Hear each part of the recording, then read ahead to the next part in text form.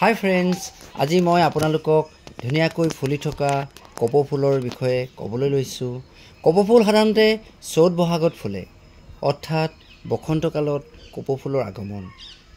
কপৌ ফুল সাধাৰণতে বিভিন্ন প্ৰকাৰৰ দেখিবলৈ পোৱা যায়। কপৌ ফুলক ইংৰাজীত ফক্সটাইল অৰ্কিড ফ্লাৱাৰ কোৱা হয়। ইয়াৰ বৈজ্ঞানিক নাম হ'ল ৰিনকোষ্টাইলিছ ৰেটুচা। কপৌ ফুল 100ৰো অধিক ভিন ভিন ৰঙৰ প্ৰজাতি দেখিবলৈ পোৱা যায়। কপৌ ফুল আমাৰ বিহু নাচনীৰ অতিকৈ প্ৰিয় ফুল, কিয়নো কপৌ ফুলৰ এটা থোক খোপাত মাৰি বিহু নাচিবলৈ যোৱা নাচনীৰ সৌন্দৰ্য আৰু আনন্দৰ অনুভৱ তেনেই সুকীয়া। কপৌ ফুলৰ সমাদৰ বজাৰত দিনক দিনে বাঢ়িবলৈ ধৰিছে।